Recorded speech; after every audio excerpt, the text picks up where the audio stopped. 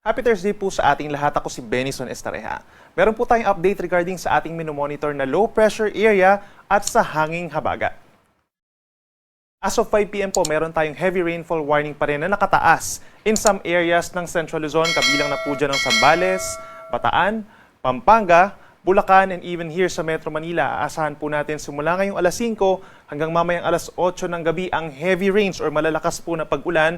So ibig sabihin po, possible pa rin ang mga pagbaha sa mga low-lying areas at may banta rin po ng landslides. Samantala, at some point naman dito sa Tarlac, Nueva Ecija at sa Calabarzon, aasahan din po yung mga light to moderate with at times heavy rains sa susunod po na 3 oras. Samantala, update po dun sa ating minomonitor na low pressure area. Kasalukuyang nasa may Balintang Channel po ang sentro ng low pressure area, and as of 3 p.m. ay nasa coastal waters po ito ng bayan ng Sabtang sa Batanes. Meron po tayong medium chance, so ibig sabihin po after 24 hours pa, mataas ang tsansa na ito yung maging isang tropical depression or mahinang bagyo. Within the next 24 hours, mabagal itong kikilos papalayo sa Batanes, dito pa rin po sa may northern portion ng West Philippine Sea. And then over the weekend, bahagyang aakyat ito pa northeast or pahilagang silangan hanggang sa makatungo po dito sa may silangan ng Taiwan.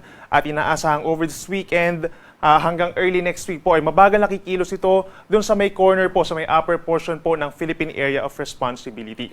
So ibig sabihin, sa mga susunod na araw, habang nandito sa may hilaga pa rin ng low pressure area or potential na tropical depression, mag-e-enhance pa rin ito or magtutulak pa rin po, maghihila pa rin po ng hanging habagat or southwest monsoon sa malaking bahagi ng bansa, lalo na dito sa may Luzon and western Visayas. Para naman sa susunod na 12 oras, pinakamataas ang tsansa ng ulan dito pa rin po sa may extreme northern Luzon dahil dun sa low pressure area, kabilang ng Cagayan, dito rin po sa may Apayao, Batanes, Ilocos Norte, Kalinga, and Abra. Dito sa natitirang bahagi naman ng northern Luzon, meron din po tayong epekto ng southwest monsoon or hanging habagat. Meron diyang mga paminsan-minsang malalakas na ulan. Habang kitang-kita dito sa ating latest satellite animation, yung pinakamalalakas po na ulan somewhere dito sa may western side, facing the West Philippine Sea. Itong mga probinsya po ng Pangasinan, Zambales, Bataan, magi dito po sa may Tarlac, Pampanga, Bulacan, Metro Manila, pababa pa ng Laguna, Cavite, Batangas hanggang sa may Occidental Mindoro, occasional rains po overnight or paminsan-minsan pa rin malalakas ang mga pag-ulan. Sa natitirang bahagi pa ng Luzon plus Western Visayas, makulimlim na panahon ng iiral at sasamahan din po ng kalat-kalat na mga pag-ulan, mga isolated thunderstorms din. At dito naman po sa natitirang bahagi pa ng Visayas plus malaking bahagi ng Mindanao, bahagyang maulap at minsang maulap ang kalangitan sa susunod na 12 oras na may tsansa pa rin ng mga saglitang ulan at mga localized thunderstorms. Para naman sa lagay ng ating panahon bukas, araw ng Biyernes, asahan pa rin po ang maulang panahon sa malaking bahagi ng Luzon dahil pa rin yan sa low pressure area plus yung habagat na hinihila ng low pressure area.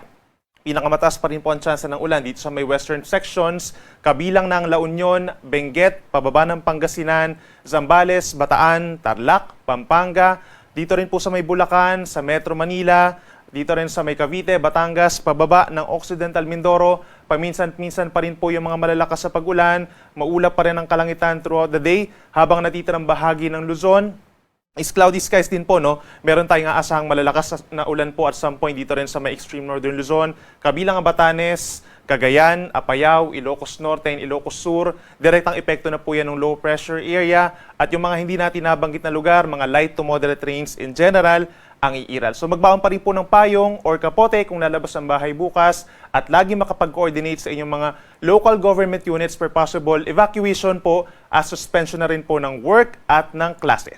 Temperature natin sa Metro Manila bukas, 24 to 29 degrees Celsius, habang sa Baguio naman, 17 to 22 degrees Celsius. Sa ating mga kababayan po sa Visayas, pinaka-apektado ng habagat ang western portion pa rin. So asahan, most of the day sa may western Visayas, makulimlim din ang panahon at aasahan din po yung kalat-kalat na mga ulan at mga thunderstorms pagsapit po ng hapon. Posible rin ito magdulot ng mga pagbaha at pagguho ng lupa. Habang natitirang bahagi ng Visayas plus Mindanao, halos similar pa rin po ang weather conditions as today. By tomorrow, asahan pa rin po partly cloudy to cloudy skies at may tsansa pa rin ng mga saglitang pag-ulan at mga localized thunderstorms, lalo na sa hapon hanggang madaling araw. Temperature natin sa Metro Cebu hanggang 32 degrees Celsius, ganyan din sa may Davao City, habang mainit sa may Zamboanga City bukas, hanggang 34 degrees Celsius. Meron din po tayong tinatawag na weather advisory. Now, kakaiba po ito dun sa ating heavy rainfall warning na nilabas kanina. Itong heavy rainfall warning po kanina, yun po ay good for 3 hours or tinatawag natin na real-time or nowcasting. Pero ito pong weather advisory is good for 24-hour rainfall forecast. So yung forecast natin for 24 hours, sa mga nakikita natin lugar dito na nasa kulay dilaw, possible po yung 50 to 100 millimeters na dami ng ulan. So ibig sabihin po per square meter, nasa 4 hanggang 8 timbang tubig po ang posibleng mamagsak sa kanilang lugar. Kabilang na dyan ng Batanes, Cagayan, Apayao, Ilocos Norte, Abra, Ilocos Sur, Benguet, pababa ng La Union, Pangasinan, Zambales, and Bataan. Simula po yan bukas ng hapon hanggang sa Sabado ng hapon. Ito po ay dahil sa low pressure area or potential tropical depression sa may extreme northern Luzon. At dahil naman po sa habagat pa rin dito sa natitirang bahagi ng western side ng Luzon. Para naman po sa lagay ng ating karagatan, sa susunod na 2 araw, wala naman tayong inaasahang gale warning o yung babala sa delikadong mga pag-alon. Subalit, posible pa rin umakyat sa 2 hanggang 2.5 meters ang taas sa mga pag-alon sa malaking baybayin na po yan ng Luzon, lalo sa may West Philippine Sea. So nasa sa inyo na pong Coast Guard kung pagbabawalan po kayo na pumalaot, lalo na yung ating mga small sea vessels at mga kababayang nangingisda. Habang sa natitirang baybayin naman ng Luzon, gayon din sa may Visayas and Mindanao, aasahan yung banayad hanggang katamtaman na taas sa mga pag-aalon. Nasa kalahati hanggang 1 metro kapag meron tayong mga thunderstorms doon. At para naman sa ating weather outlook, hanggang sa early next week, over Luzon, asahan po pagsapit ng Sabado yung mga nabanggit natin lugar na doon sa may weather advisory na magkakaroon ng mga minsang malalakas na ulan. Plus itong other parts pa of Luzon, meron tayong kalat-kalat na ulan and mga thunderstorms pagsapit po ng Sabado. Pagsapit ng Linggo, mababawasan yung lakas ng mga pag-ulan sa malaking bahagi ng Luzon dahil inaasahang lalayungan ng bahagya. Ito nga nabanggit natin na low pressure area pagsapit ng Sunday, plus bubuti ang panahon sa may Bicol Region and Quezon Province. Pagsapit ng Lunes, yung western side na lamang po ng Luzon ang pinakauulanin. Itong Ilocos Region, even yung Batanes, Babuyan Islands, hanggang dito sa may parting Cavite, Batangas, and Metro Manila as well as Occidental Mindoro, mataas pa rin ang tsansa ng ulan pagsapit ng Lunes. Sa ating mga kababayan po sa Visayas, pinakamataas pa rin ang tsansa ng ulan over the weekend sa may Western Visayas plus Negros Occidental. So magdala pa rin po ng payong kung kinakailangan dahil minsan lumalakas ang ulan lalo na pagsapit ng hapon. For the next 3 days sa may Eastern Visayas Central Visayas and Negros Island region pa, aasahan lamang yung bahagyang maulap at minsang maulap na kalangitan at may pulo-pulong mga pag-ulan at mga thunderstorms.